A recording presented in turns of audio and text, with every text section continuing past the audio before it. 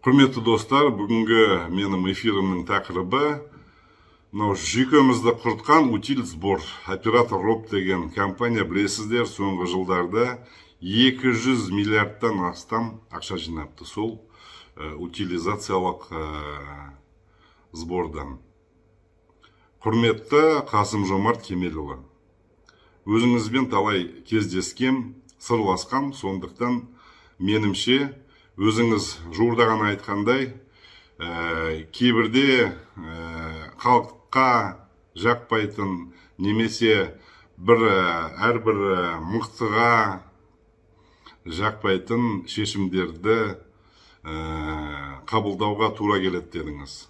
Мен ойлаймын, шынымен мынау 200 миллиард біздің қазынамызға түсіп жатса, ол 200 миллиардқа мектеп салынып жатса, балабақша салып жатса, жағдайы жоқ жанұяларға көмек көрсетіліп жатса, онда мен үндемес едім. Бірақ та өзіңіз де білесіз, ол 200 миллиард бір әдемі келіншектің қалтасына түсіп жатыр осы күнге дейін.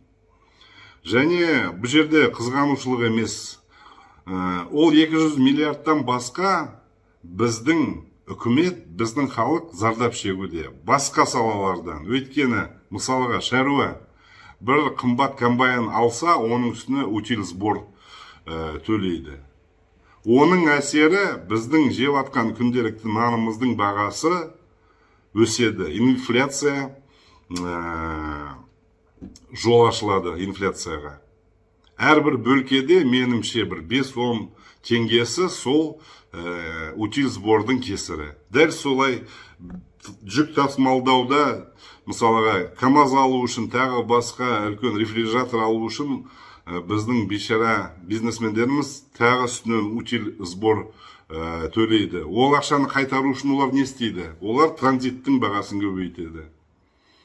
Дәл солай мынау автобустарды сатып алған азаматтар қаланың ішінде тасымалдау немесе әлгі қала араларындағы тасымалдауда дәл солай 5-10 теңге, ол да утиль сбордың кесірі.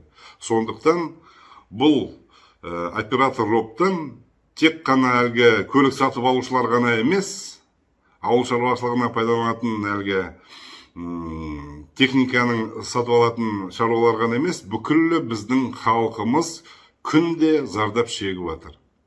Сондықтан менің өтінішім, мен сізбен кездескенде шынымен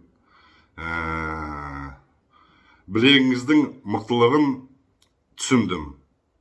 Осы таңде менімше өзіңіздің бір қатты даусыңызды шығаратын кез келді деп санаймын. Сондықтан менің тілеуім өзіңізден тек қана өзімнің ғана атымнан ғана емес, бүкіл Қазақстанның жұртының атынан. Мынау оператор Роб деген компанияны национализацияға жіберу керек. Оны мемлекеттік компания қылу керек. Және мынау утиль сбордың мөлшерін кемінде 10 есе азайту керек. Қазіргі мысалға біздің утиль сбордың мөлшері Жапониядан 50 есе көп. Мынау қасымыздағы Ресейден де 50 есе көп. Басқа дамған елдерді алмағанда. Сондықтан бұл кәдімгі бізге халыққа қарсы жасалып жатқан қастандық деп түсінемін. Соны жоюға тілектеспін. Ізгі ниетпен сіздің үзеңгілесіңіз деп білетін Арман Төлегенұлы Шораев. Рахмет.